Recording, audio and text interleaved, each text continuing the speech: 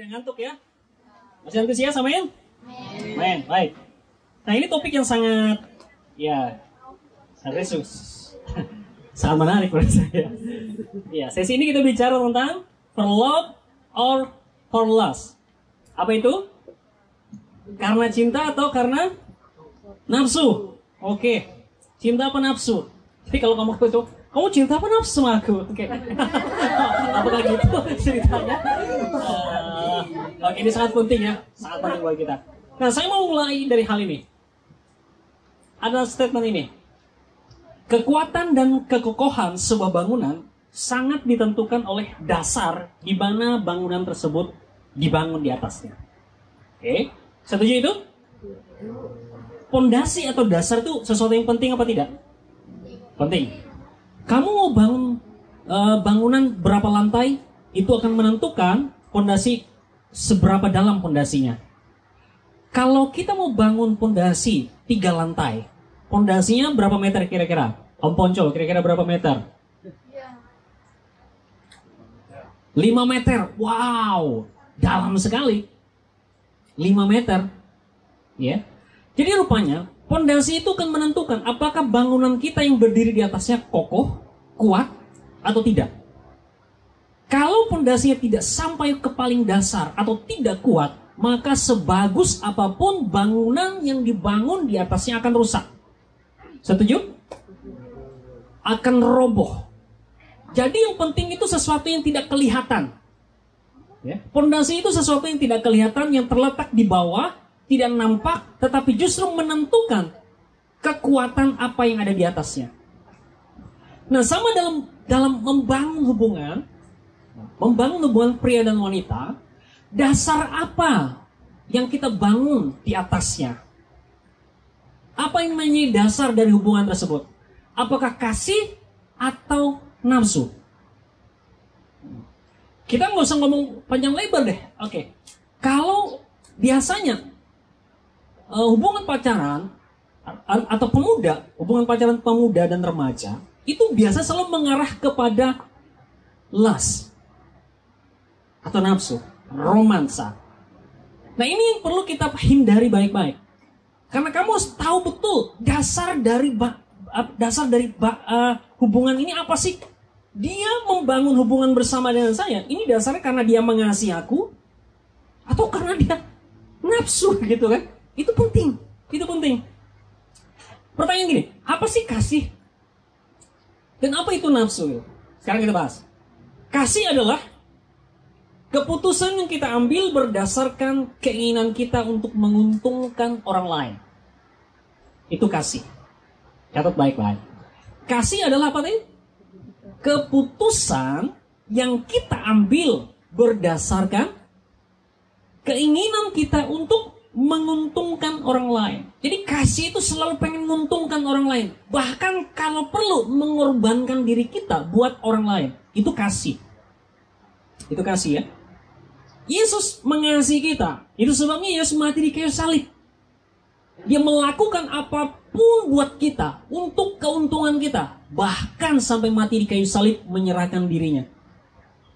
Jadi definisi kasih itu adalah sebuah keputusan yang diambil seseorang untuk menguntungkan orang lain. Nah sekarang apa itu nafsu? Supaya kita bisa jelas apa karena kasih atau karena nafsu. Nafsu merupakan keputusan yang diambil berdasarkan keinginan untuk menguntungkan diri sendiri. Beda ya? Kalau kasih itu untuk kepentingan orang lain, keuntungan orang lain, sedangkan nafsu adalah untuk keuntungan diri sendiri. Nah, sekarang pertanyaannya, kamu membangun hubungan berpacaranmu, lawan jenismu, didasarkan apa? Kalau dia mengasihi kamu, pasti dia melakukan apapun untuk kepentinganmu. Setuju? Iya. Membangun dirimu menjadi wanita yang lebih baik, menjadi pria yang lebih baik. Bahkan dia berani berkorban buatmu. Tapi kalau dia dasarnya adalah nafsu, maka dia akan mengambil apa yang ada pada dirimu untuk kepentingan dirinya. Ada sebuah quote begini. Oke, kita lihat ya. Omelet. Siapa suka makan omelet? Omelet tahu? Apa itu? Telur dadar. Bahasa kerennya omelet gitu ya. Telur dadar. Kela suka makan telur dadar. Omelet atau telur dadar hanya sebagus kualitas telur yang ada di dalamnya. Saya juga suka telur dadar, apalagi ada cabai di situ, ada bawang di situ, campur aduk, enak rupanya. Nah, pertanyaan begini, kita bikin telur dadar. Ada beberapa butir telur. Kalau tadi kita bicara jeruk, sekarang telur. Beberapa butir telur, ceplokin satu, tiba-tiba telur yang terakhir telur busuk. Kemasuk kita harus lanjut. Aduh, pertanyaannya masih tetap diaduk? Sayang, udah beli di mahal-mahal. Telur naik kali ya. Dia kocok terus kayak kita. Mungkin kalau sayang kita kocok terus. Tambahin bumbu. Siapa tahu karena ada bumbunya baunya hilang. Campur garam. Oke, kasih bawang sedikit, cabai, kosong lagi. Oke, kita cium masih ada bau nggak? Oke, masih ada bau busuk mungkin. Oke, coba. Tetaplah dimasak, digoreng. Goreng. Diudak-adik. Lalu jadi. Mungkin siapa tahu setelah dimasak, baunya hilang. Pertanyaan saya, telur sudah jadi? Tetap mau dimakan?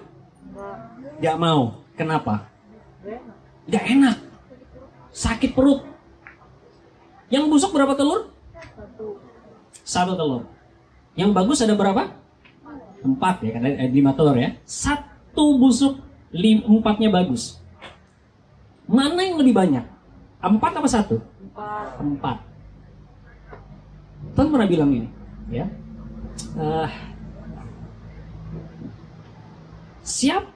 Dengan siapa kita bergaul itu akan mempengaruhi siapa diri kita. Oke. Kalau satu orang yang buruk, kalau satu orang yang buruk masuk dalam lingkungan pergaulan kita, itu akan mengkamiri adonannya. Ragi sedikit ragi akan mempengaruhi seluruh adonan. Jadi gini, saya sering bilang ini, pernikahan itu selalu one way ticket. Nanti kalau kamu menikah ya, menikah itu selalu hanya 1 kali. Setuju? Jadi one way ticket, bukan tiket pulang pergi. Setelah menikah, sudah sampai sana, aduh balik lagi. Enggak, kamu menikah one way ticket. Karena pernikahan adalah one way ticket, maka kamu harus pastikan menggunakan tiket satu-satunya itu dengan baik. Oke. Saya belum pernah ke Bali, tapi selalu menginginkan pergi ke Bali, nggak kesampaian. Ya. Kalau saya pengen ke Bali, arti saya belum pernah ke sana. Saya cuma pernah dengar katanya bagus sana dan lain sebagainya. Artinya kalau kita mau pergi ke tempat yang kita mau tuju, tempat yang indah, tempat yang penuh banyak pemandangan, yang kita suka misalkan, ya, kita harus pastikan untuk sampai di tujuan, betul? Karena itu impian kita. Kalau istri saya lain, impiannya Amerika, sampai ke Amerika. Oke, Timor Leste aja kita belum, sampai sana. Nah, tapi gini. Karena pernikahan adalah one way ticket, kamu harus pastikan ketika pakai tiket itu betul-betul sampai di pernikahan yang bagus, yang indah. Setuju? Nah, itu makanya kamu nggak boleh sembarangan memilih siapa pasangan hidupmu. Karena kalau sudah bercampur, itu kayak telur tadi. Bercampur, ternyata satunya telur busuk. Mungkin kita bilang, mungkin bisa dipisah. Telurnya yang nggak bisa, sudah nyatu. Nah, masalahnya begini, kalau kita beli telur, ya, ada banyak macam telur, betul? Telur yang ada omega 3, telur ada salmonnya, ada apa itu ya. Terus, biasanya gimana caranya supaya tahu telur itu busuk apa tidak? Siapa yang tahu?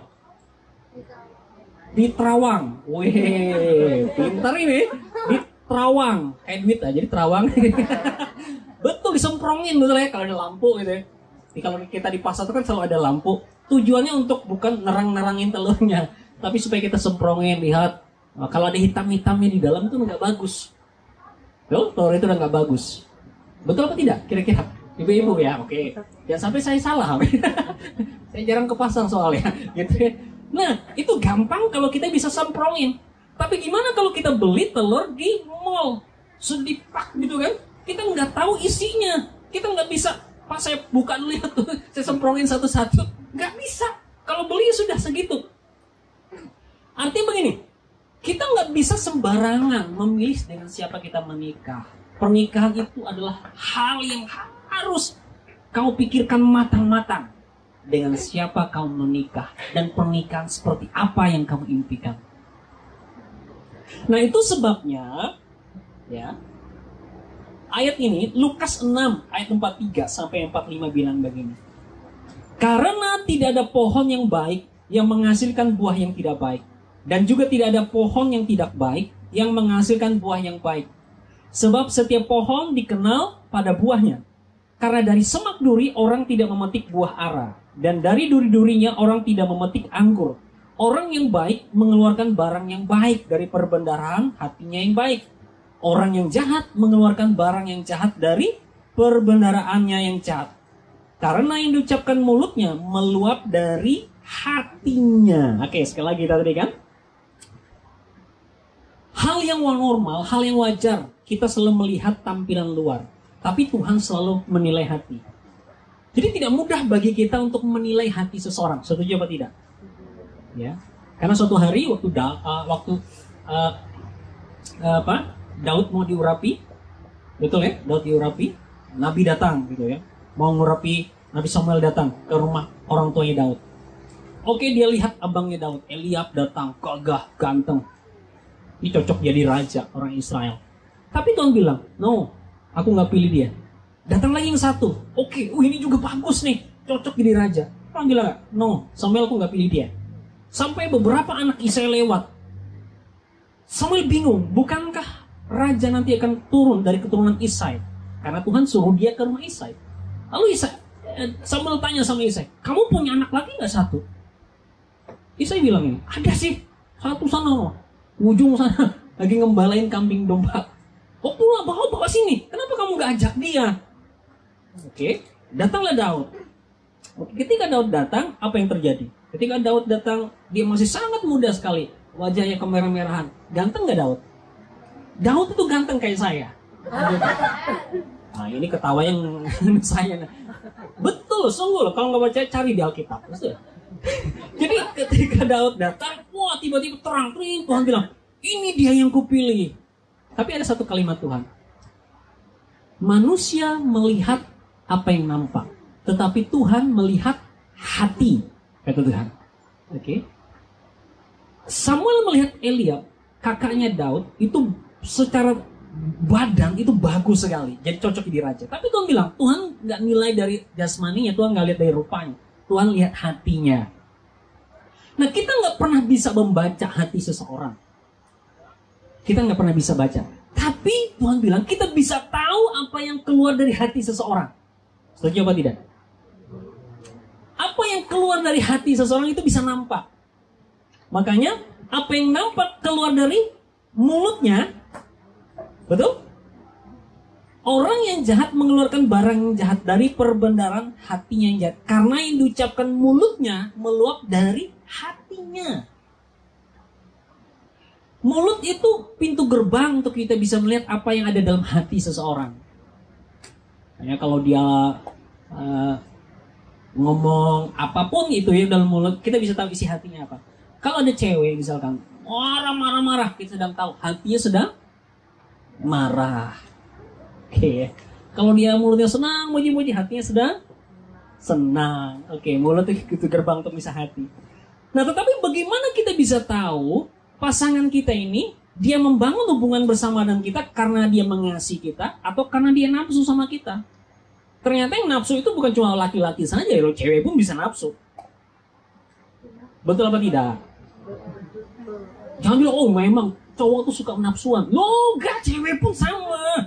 Jangan merendahkan cowok loh. Saya marah ini. tapi kenyataan itu kita kan bingung nih. Gimana saya tahu kalau pacar saya ini dia membangun karena kasih atau karena nafsu? Gampang. Lihat 1 Korintus 13 ayat 4 sampai 5. 1 Korintus 13 ayat 4 sampai 5 bilang begini. Kasih itu sabar. Kasih itu murah hati. Ia tidak cemburu. Ia tidak memegahkan diri dan tidak sombong. ia tidak melakukan yang tidak sopan dan tidak mencari keuntungan diri sendiri. Gampang ya, tahu apakah pasangan kita ini membangun hubungannya bersama kita karena kasih atau karena nafsu. Pertama, kalau dia mengasihi kita, dia pasti sabar. Sabar. Orang yang mengasihi kita punya kesabaran. Sabar ya. Lalu yang lihat, perhatikan tanda yang sudah saya bold itu ya. Orang yang mengasihi kita, ia tidak melakukan yang tidak sopan dan tidak mencari keuntungan diri sendiri. Jadi gampang, kalau pacarmu melakukan yang tidak sopan sama kamu tahu dia membangun hubungan itu berdasarkan nafsu. Sebab kasih itu tidak melakukan yang tidak sopan. Jadi hal-hal ini kamu harus mewaspadai. Makanya saya bilang tadi, kalau kamu tidak tahu apa manfaat, apa bahaya dari pacaran, bahaya buat dirimu, terutama nih anak cewek. Saya mau bilang, cowok itu makhluk manipulatif. Oh haleluya. Iya loh. Cowok itu bisa memanipulasi apapun situasi, kondisi, apalagi untuk untuk mendapatkan keuntungan buat diri sendiri. Nah, kalau itu yang dilakukan, maka kita tahu dia membangun hubungan berdasarkan nafsu, bukan karena dia mengasihi kita. Jadi gini, dalam membangun hubungan, kamu tahu betul-betul, waspada. Jangan karena, wah dia kan pacar saya, aduh. No, kamu harus betul-betul punya warning yang kuat, kewaspadaan. Apalagi dirimu cewek. Jaga dirimu baik-baik. Jaga dirimu baik-baik. Segala tindakan yang kau tahu itu tidak sopan, itu bukan karena kasih. Amin? Itu bukan karena kasih.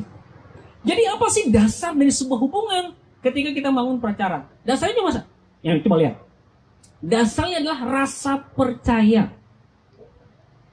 Kenapa rasa percaya itu penting?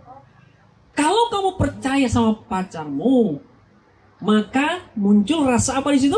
Rasa aman. Kamu akan aman pergi kemana saja bersama dengan dia. Karena kamu percaya sama dia. Dia tidak akan melakukan hal-hal yang tidak sopan buatmu. Di antar jam 10 malam pun kamu rasa aman. Karena kamu percaya sama dia. Amin. Jadi rasa percaya itu membangun rasa aman. Nah, bagi seorang pria pun harus membangun rasa integritas dalam dirinya. Karena tanpa integritas tidak ada tanggung jawab. Kalau seorang pria nggak punya integritas, dia nggak bisa tanggung jawab. Integritas adalah tidak melakukan sesuatu yang mungkin itu merugikan orang lain. Termasuk pacarmu. Kamu nggak melakukan tindak-tindakan yang merugikan dia. Makanya dalam hal ini coba lihat. Premarital sex adalah sesuatu yang Tuhan larang. Setuju? Seks pranikah, sesuatu yang Tuhan tidak mau engkau lakukan. Seks itu kudus. Tuhan mendesain seks untuk pria dan wanita dalam sebuah relasi. Seks kudus kalau kita lakukan itu di dalam konteks pernikahan. Amin. Tetapi seks tidak kudus ketika itu dilakukan di luar konteks pernikahan. Di luar pernikahan. Kalau engkau lakukan seks sebelum nikah, itu akan membuat rasa tidak percaya dan rasa tidak aman mulai muncul terhadap pasanganmu. Serius. Gak pernah adakan rasa aman. Ya? Karena engkau mungkin curiga bahwa dia akan melakukan hal yang sama dengan yang lain lagi. Tidak akan pernah muncul rasa aman dalam diri. Ingat hal ini. Coba lihat. Saya mau kasih sesuatu buat kita. Ingat hal ini ya. A man will fake intimacy in order to get sex. Atau seorang pria akan berpura-pura intim untuk mendapatkan seks. Ingat baik-baik ini. Yang cewek, ingat baik-baik ya. Perhatikan, saya ulang lagi. Seorang pria akan berpura-pura intim untuk mendapatkan seks. Dan sebaliknya, seorang wanita akan berpura-pura, atau melakukan seks untuk mendapatkan keintiman. Apa itu keintiman atau intimasi? Kalau diterjemah intimisi. Atau if you can see into me, we won't be intimate. Kalau kamu nggak bisa lihat apa yang di dalamku, kita nggak bisa intim. Paham maksudnya? Ini yang membahayakan dalam hubungan berpacaran. Hal-hal begini memang jarang kalau dibicarakan di gereja. Tetapi puji Tuhan, kalau pagi ini, siang ini kita bicara ini dalam masa-masa remaja. Perlu engkau tahu hal ini. Perlu engkau tahu. Jangan sampai kau membangun relasimu dengan lawan jenis jadi salah. Nah makanya Tuhan tidak mau hal itu dilakukan ya. Tuhan tidak mau hal itu dilakukan. Seks pranikah itu Tuhan tidak mau dilakukan. Tuhan bilang sama Adam, Adam, buah yang di taman itu, yang di tengah itu kamu gak boleh makan. Adam taat gak? Adam taat. Tapi Hawa tidak mentaati itu. Selalu ada hal-hal yang dilarang Tuhan untuk manusia untuk sentuh. Karena belum waktunya. Sama. Seks adalah hal yang dilarang Tuhan ketika engkau masih dalam hubungan pacaran. Gak boleh engkau lakukan. Gak boleh. Karena tidak pernah seseorang yang melakukan seks di dalam masa pacarannya, lalu kemudian kalau tidak dibereskan, pernikahan berjalan dengan baik. Itu selalu harus pemberesan lebih dulu. Kenapa? Hati wanitanya ataupun hati pria kan sudah terluka di situ, mengalami luka. Itu seumpama gini, kamu Tuhan sudah berikan hadiah, kado yang paling bagus, paling baik. Dan Tuhan bilang, ini dijaga ya. Kamu buka nanti ketika kamu hari ulang tahun boleh kamu buka. Ketika kamu dikasih kado, sesuatu yang sangat berharga, tapi orang tua bilang, nggak boleh kamu buka sekarang. Tapi kamu buka nanti ketika kamu ulang tahun. Kado itu ditaruh di kamar. Nah masalahnya adalah manusia selalu penasaran, betul? Kita tuh selalu digugah rasa penasaran. Kita buka, apa sih kado isinya nih? Digoyang-goyang, apa sih isinya ya? Lihat bentuknya, besar ya, penasaran kita. Kita coba intip atau bikin lubang sedikit. Nggak bisa. Tapi papa mama bilang, nanti dibuka saat hari ulang tahun. Kita tidur, bangun, lihat kado itu terus. Bangun, rasa penasaran semakin kuat. Sampai satu titik kita nggak tahan lagi.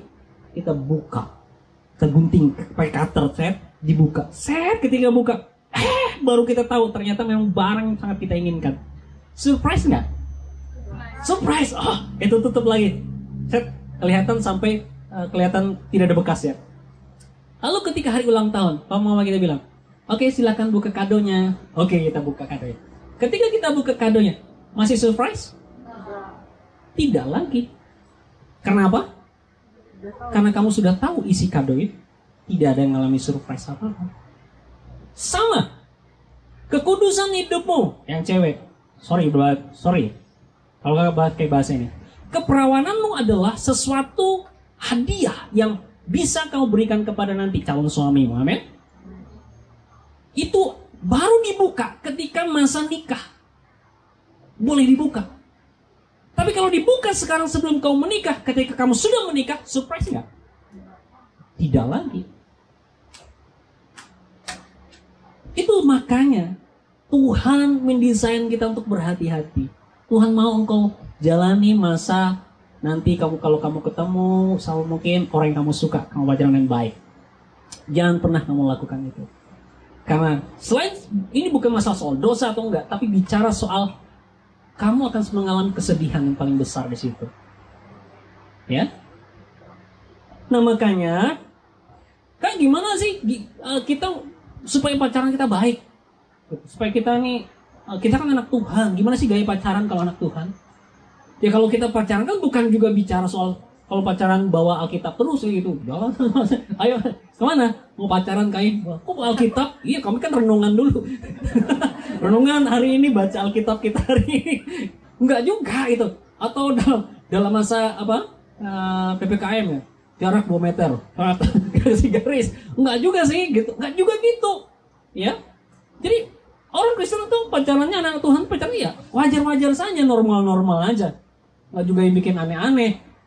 Atau doa syafaat dulu kita yuk, sebelum kita pergi berangkat. Enggak juga. Jadi ini, jalani masa pacaranmu dengan baik, gitu loh. Seperti remaja-remaja dan pemuda yang lainnya, tetapi selalu ada rambu-rambu yang nggak boleh kamu langgar. Amin. Jangan nanti, ini saya mau bilang, selalu impikan kamu menikah dengan baik. Impikan kamu menikah di dalam rumah Tuhan, di gereja, pakai baju pengantin, yang pria juga pakai baju pengantin. Lalu dari pintu depan gereja sana, nanti Tante Ita mainkan musik, teng teng dereng, Om Pojo drop, masuk ke siapa? Pengantin, dipanggil sama Esther mungkin, gitu ya. Oh, pengantin silakan masuk ke dalam. Oke, teng teng dereng, rupanya Esther ya? Enggak. Teng teng dereng. Nah, kamu impikan kamu menikah dengan baik di hadapan jemaat, diberkati dengan Tuhan. Amin. Jangan ketika kamu menikah lalu pendeta memberkati. Loh, maaf kata, kok perutmu sudah agak besar ya? Lalu kamu jawab begini, jangan. Aduh Om, itulah Om. Apa yang gak pernah dipikirkan manusia, apa yang pernah tidak dibayang, itu yang disediakan Tuhan bagiku. Jangan kau pakai ayat itu. Jangan pakai ayat itu ya. Atau jangan bilang, Om, Maria saja diberi mujizat Om, ketika dia masih muda. Apalagi itu hanya kasus pada Maria, bukan pada kamu. Terlepas pada yang lain. Tapi gini, Tuhan mengasihi kita semua, Ben. Kalaupun mungkin sudah ada yang terlanjur, Tuhan mengasihimu.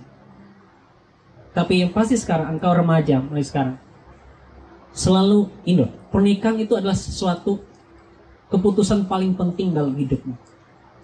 Itu keputusan paling penting. Keputusanmu yang kamu ambil adalah pertama, kamu sekolah di mana? Itu penting. Betul? Kamu kuliah di jurusan apa? Itu keputusan penting. Tapi keputusan penting berikutnya adalah kamu menikah dengan siapa? Itu penting. Betul? Kalau kamu tahu hal itu, maka kamu harus mengerti baik-baik. Bangun hubunganmu dengan baik sejak sekarang. Ya. Jaga kekudusanmu bersama dengan Tuhan. Karena Tuhan bilang, kalau hendaklah engkau kudus karena aku kudus, kata Tuhan. Kekudusan Tuhan tidak memberi tempat buat kompromi. Dosa, hal apapun yang buat Tuhan dosa, itu tidak membuat Tuhan berkompromi terhadap kekudusannya. Adam dan Hawa melanggar kekudusan Tuhan, diusir dari Taman Eden loh. Mereka diusir dari Taman Eden. Padahal pelanggaran mereka cuma satu, apa itu? Cuma makan buah. Adam dan Hawa tidak membunuh. Adam dan Hawa tidak buat hal yang parah mungkin, tapi dia cuma makan buah. Tapi Tuhan bilang, kamu udah ngelanggar apa yang Tuhan perintahkan. Kamu nggak taat. Sekalipun itu cuma buah. Tapi masalahnya itu buah pengetahuan yang baik dan yang jahat. Bukan soal buahnya sebenarnya, tapi bicara soal ketaatannya. Engkau melanggar perintah Tuhan. Dan Tuhan tidak bisa kompromi itu. Dan mereka harus keluar dari Taman Eden. Sama dalam hubungan pria dan wanita. Ada hal yang harus kau jaga baik-baik, yaitu kekudusan hidupmu. Kau jaga baik-baik. Kalau dalam bahasa ini kakak bilang, jaga bagian wanita, yang cewek nih, jaga kesucianmu sebaik mungkin. Persembahkan itu kepada calon suamimu nanti sebagai hadiah yang paling indah yang bisa kalian buka bersama. Amin. Ya. Dan yang pria, jadilah pria yang penuh tanggung jawab. Sumber banyak problem itu pria. Oke, sekarang akan ngomong ke pria-pria nih, karena termasuk saya, pria juga. Yang paling buat banyak masalah itu siapa? Pria atau wanita? Pria lah. Kamu nuduh kami, pria lah. Aduh, gak enak sih. Tapi memang betul sih, banyak pria. Pria yang gak hidup sebagai pria. Laki-laki. Pria itu. Kenapa pria Tuhan tuntut tanggung jawab yang lebih besar daripada wanita? Karena pria adalah pondasi. Manusia pertama yang diciptakan Tuhan siapa? Pria. Betul apa tidak? Pria. Jadi Tuhan memulai untuk mengisi dunia ini dari seorang pria dulu. Pria itu punya tanggung jawab yang besar. Karena di dalam diri pria ada banyak hal yang bisa dikeluarkan. Itu sebabnya wanita itu keluar dari seorang pria. Betul? Wanita keluar dari pria. Dan apa yang keluar dari wanita pun dari pria. Betul? Jadi pria itu punya tanggung jawab. Nah, kalau prianya nggak beres, maka yang berikutnya nggak beres semua. Makanya sebelum Hawa ada, Tuhan berperkara dulu sama Adam. Tuhan beresin Adam dulu. Adam ditempatkan di Taman Eden. Adam disuruh memelihara Taman Eden. Tuhan setiap hari bersekutu dengan Adam. Supaya pria ini, Adam ini, ketika dia didapati bersama dengan Hawa, nanti Hawa datang, semua beres mestinya. Sehingga Tuhan pun kasih pesan firman-Nya itu sama Adam. Supaya Adam nanti kasih pesan firman-Nya sama Hawa. Makanya terbukti ketika ular datang membujuk Hawa. Apa kata Hawa? Enggak. Ketika ular bilang, kalau kamu makan buah ini kamu enggak apa-apa kok. Kamu akan tahu seperti Tuhan. Hawa bilang, enggak boleh. Tuhan bilang, enggak boleh kami sentuh. Kamu enggak boleh makan. Dari mana Hawa tahu kalau buah itu enggak boleh disentuh atau dimakan? Karena Adam yang kasih tahu sama Hawa. Karena waktu pertama Tuhan ngomong, Hawa nggak ada, betul? Adam yang ngomong sama Hawa, nggak boleh makan itu. Dan buktinya Hawa ngerti itu. Jadi, tapi masalahnya kenapa Hawa akhirnya terbujuk? Ingat loh, godaan iblis itu bukan 1 atau 2 kali, tapi berkali-kali. Dan Alkitab mencatat, Adam pun ada di taman itu. Adam tidak mencegah Hawa untuk mengambil buah itu. Tapi justru ketika Hawa ambil buah itu dan diberi kepada suaminya, kepada Adam, Adam makan. Tapi coba lihat baik-baik. Ketika Hawa makan buah itu, terjadi sesuatu? Tidak terjadi sesuatu apapun. Tapi ketika buah itu dibawa kepada Adam, Adam makan buah itu, apa yang terjadi? Seketika terbukalah mata mereka berdua. Dan mereka melihat keduanya telanjang. Jadi saat Hawa makan buah itu nggak terjadi apa-apa. Matanya nggak terbuka, nggak tercelik, dia nggak bisa lihat dirinya telanjang. Tapi ketika Adam makan buah itu, dua-duanya tercelik dan melihat keduanya telanjang. Wow. Kalau bahasa saya begini, saat wanita itu gagal melakukan firman Tuhan, Tuhan nggak tuntut sesuatu hal. Tapi ketika Adam gagal melakukan firman Tuhan, justru akibatnya parah. Karena Adam adalah pondasi, pria adalah pondasi. Makanya pria dituntut lebih banyak. Pria-pria, kalau engkau mau orang siapapun yang bersama dengan engkau itu menjadi lebih baik, maka kau pastikan engkau harus beres dulu. Amin. Jadilah seorang pria yang penuh integritas, tanggung jawab. Pria yang dewasa. Dewasa tidak diukur dari panjang lebar dan kumismu ya, atau jenggot, bukan itu. Tapi kedewasaan adalah penerimaanmu akan tanggung jawab. Kau berani nggak bertanggung jawab? Bisa nggak mikul tanggung jawab? Pria itu pemberi, wanita itu penerima. Apapun yang diberi oleh si pria akan diterima oleh si wanita. Dan apa yang diterima oleh wanita akan diolah oleh wanita dan kemudian diberi kembali. Dikembalikan kepada seorang pria. Saya pastikan ini. Makanya ini pengalaman saya, Bu. Kalau saya buat sesuatu yang menjengkelkan, itu akan diterima sama istri saya. Betul kan? Diterima. Lalu istri saya itu mengolah hal menjengkelkan itu dalam hatinya. Kemudian sampai satu titik itu dikembalikan sama saya. Wih, saya mantap. Kenapa? Pria itu pemberi. Apapun yang kau beri sama seorang wanita, wanita itu akan mengolahnya. Makanya ketika pria beri uang, wanita mengolahnya jadi makanan, betul? Dalam rumah tangga dikasih makan buat suaminya, nggak pernah dikasih uang lagi, pak makan nih uang, nggak, dikasih makanan. Set. Kalau prianya kasih masalah buat istrinya ambil masalah itu, digoreng gitu kan, set, dikasih lagi sama suaminya, ini masalahnya. Jadi pria itu selalu memberi. Apapun yang kau beri buat wanita, itu akan kembali kepadamu 2 kali lipat. Makanya pastikan benih yang baik selalu engkau beri. Pastikan benih yang baik selalu engkau bagikan. Sama dalam hubungan pria dan wanita, pacaran. Saya ngomong lebih banyak ke pria. Karena saya bilang tadi, pria itu adalah makhluk manipulatif. Tadi kita bilang, ya, seorang pria akan berpura-pura intim untuk mendapatkan seks. Jadi wanita, jangan engkau sudah kelepek-kelepek dulu gitu kan, dia bilang, oh, kamu cantik hari ini. Oh, iya. Kalau kamu pakai baju ini bagus ya. Iya. Oke. Ya. Wanita itu selalu kalah di telinganya. Betul apa tidak? Selalu kalah di telinga, diomongin, oh baik, cantik, gitu, manis deh. Oke.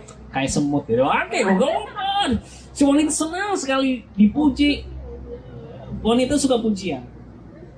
Tapi tahukah engkau, kalau engkau nggak mewaspadai hatimu sendiri, pria itu akan berpura-pura bersikap intim, dekat bersama kamu. Tapi tujuannya satu, untuk hal itu. Kalau hubungan itu didasarkan pada nafsu. Siapa sini masih SMP yang angkat tangan? Oke, yang di belakang jangan angkat tangan. Oh, masuk SMP. Badan bongsor angkat SMP. Oke, masih SMP. Yang masih SD angkat tangan. Oke. SD dan SMP. Ingat, engkau belum siap untuk pacaran. Amin. Bertemanlah dengan baik. Berkawanlah dengan baik. Saya paling kesal loh lihat kalau di YouTube itu.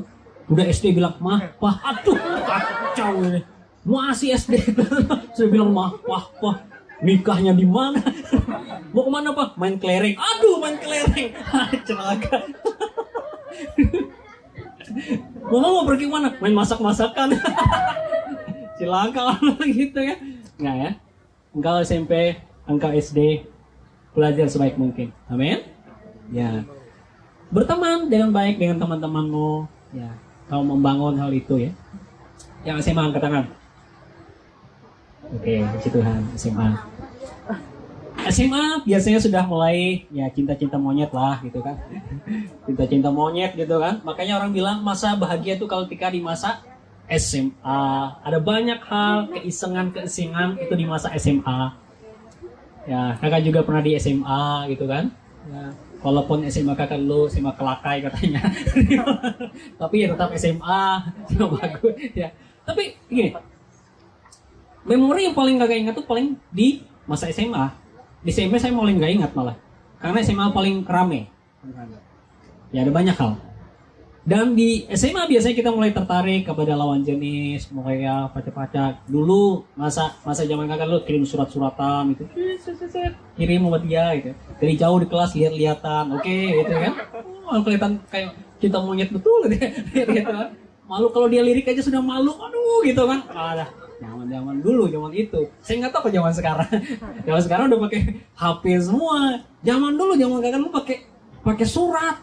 Ya, pakai surat loh, nulisnya panjang-panjang, pakai puisi, terus kasih bunga mawar, set. Zaman dulu tapi sangat berkesan.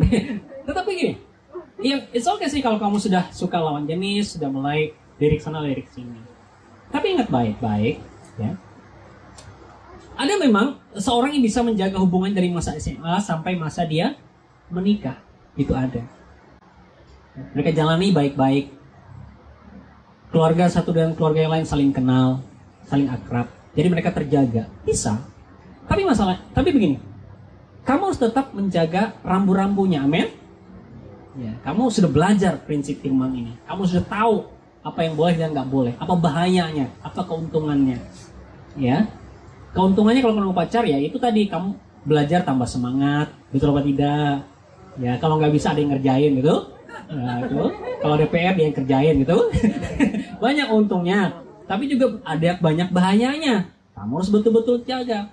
Kalau kamu bisa berjalan dengan baik sampai di pernikahan nanti, puji Tuhan. Kalau kakak pacaran dulu sampai 7 tahun. ditanya sama istri, mantan pacar lu. Kami bangun masa pacaran sampai 7 tahun. Wah, kelamaan. 7 tahun. Ingat? Ya, Yakub mendapatkan siapa? Rahel, itu berapa tahun? 7 tahun, 14 ke 7 tahun, 14 tahun ya. Tapi 7 tahun pertama dia dapat siapa? Lea. 7 tahun loh dia dapat Lea. 7 tahun lagi dia dapat Rahel. Jadi 14 tahun dia cuma mau dapatin wanita impian. Tapi Yakub rela lakukan itu. 14 tahun. Bayang, kalau saya mungkin nggak sanggup saya. Nah, jadi saat kamu bangun pacaran itu, jangan terlalu terbius oleh asmara. Asmara itu hormon. Asmara itu hormon, kok. Artinya itu hanya bisa habis, gitu loh, bisa habis.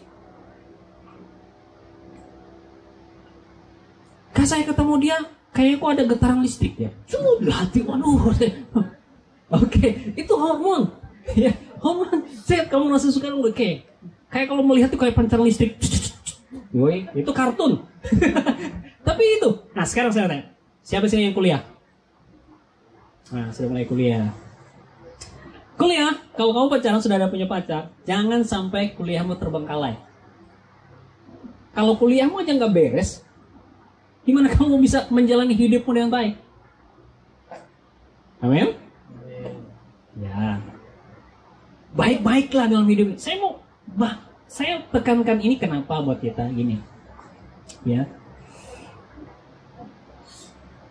Di Indonesia, saya nggak bilang ya.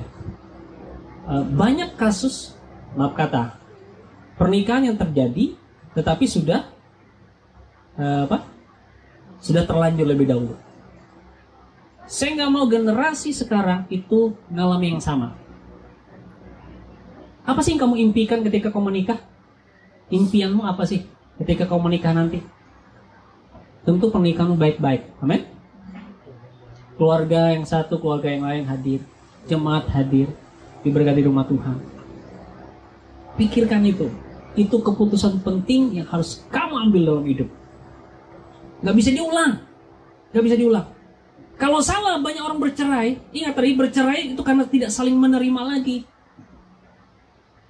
Orang bercerai di mana? Di pengadilan. Betul? Tapi kalau menikah di mana? Di gereja. Padahal Tuhan bilang, apa yang telah dipersatukan Tuhan tidak boleh diceraikan manusia. Pengadilan itu manusia yang menceraikan. Kalau berani, kalau mau cerai, bikin lagi upacara nikah itu. Yang datang sini pendeta yang menceraikan. Dia ada bantu. Nggak ada yang berani, betul? Karena bagi Tuhan tidak bisa, kata bercerai udah nggak bisa. Kamu sudah seperti telur dadar yang sudah jadi satu. Makanya baik buruknya kamu bisa terima. Baik buruknya. Kalau kamu ketemu telur busuk ya sudah terimalah. Tapi bukan berarti ya hidupmu kayak telur dadar itu, enggak. Selalu ada kasih karunia Tuhan di balik itu. Amin. Tapi hal ini dilakukan supaya mencegah semuanya. Selalu mencegah itu lebih baik dari mengobati. Kalau kamu sudah terluka, obatnya mahal. Itu yang pertama. Mengobatinya sakit. Tapi sebelum kamu terluka, kamu tahu cara menjaga supaya kamu nggak jatuh, nggak terluka, itu lebih baik. Amin? Orang-orang muda, ya, jaga baik-baik hidupmu. Baik, mari perhatikan ayat ini. Nice. 1 Petrus 1 ayat 15. Baca sama-sama yuk. 2, 3 sampai kelihatan ya. Tetapi hendaklah kamu menjadi kudus di dalam seluruh hidupmu, sama seperti Dia yang kudus yang telah memanggil kamu. Setuju? Tuhan memanggil kamu. Dia Allah yang kudus, yang Dia mau kamu kudus. Pria, jadilah pria yang kudus. Wanita, jadilah wanita yang kudus. Ketika pria yang kudus ketemu wanita yang kudus, hidup mereka menjadi kudus di hadapan Tuhan. Ya. Jalinah. Retret ini tidak melarang kamu pacaran loh. Kakak nggak melarang kamu pacaran. Kamu mulai suka, jangan lah. Kemarin kakak bilang nggak boleh. Bukan itu. Karena rasa suka sama lawan jenis itu memang sesuatu yang natural, alami. ya. Tetapi kamu harus tahu rambu-rambunya, kamu harus tahu rule-nya, kamu harus tahu apa yang nggak boleh, apa yang nggak boleh, apa yang boleh, apa yang nggak boleh kamu buat. Karena dengan begitu, kamu bisa berjalan bersama dengan sahabatmu dengan baik. Ada urutan sebenarnya sebelum pacaran. Yang pertama adalah pertemanan. Bertemanlah dengan baik. Betul? Tahap yang kedua dalam membangun hubungan apa? Setelah pertemanan? Yang pertama itu kenalan. Kenalan. Oke? Kamu berkenalan. Oke, berkenalan tuh boleh dengan siapa saja, Bos ya? Bisa. Lalu yang kedua adalah pertemanan. Kamu berteman dengan dia, mulai membangun pertemanan. Ya. Setelah pertemanan apa? Pendekatan. Yang di belakang bilang pendekatan. Pendekatan. Yang ketiga, tahap ketiga dalam membangun relationship, perkenalan, pertemanan. Yang ketiga adalah persahabatan. Kamu membangun persahabatan. Nah, apa beda pertemanan dengan persahabatan? Kamu berteman dengan banyak orang, tapi kamu bersahabat dengan beberapa orang, betul? Sahabat adalah lingkungan paling dekatmu. Itu sahabat. Hebatnya lagi begini, kebanyakan orang menikah justru menikahi dalam lingkungan persahabatannya.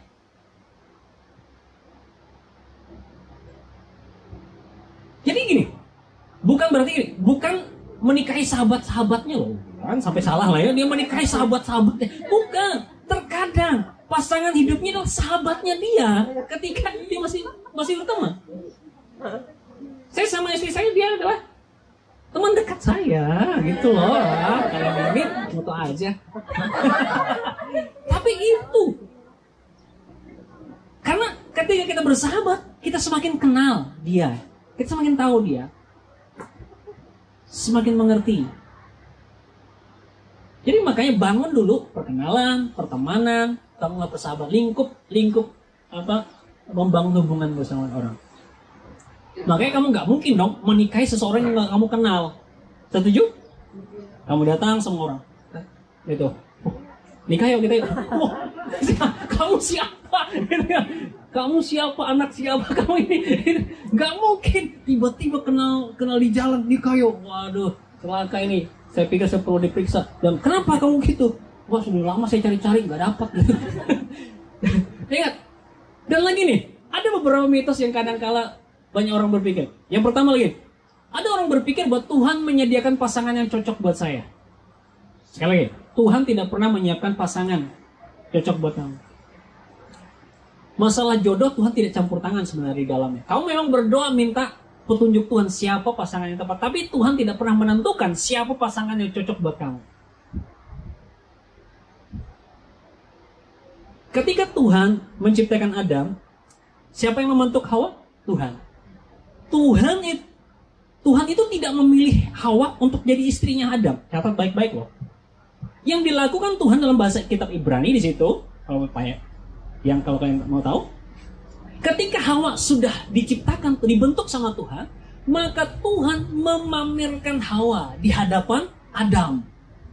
Tetapi Adam yang berkata, inilah dia, tulang dari tulangku, daging dari dagingku. Jadi Adam yang memilih Hawa, bukan Tuhan yang memilih Hawa untuk Adam.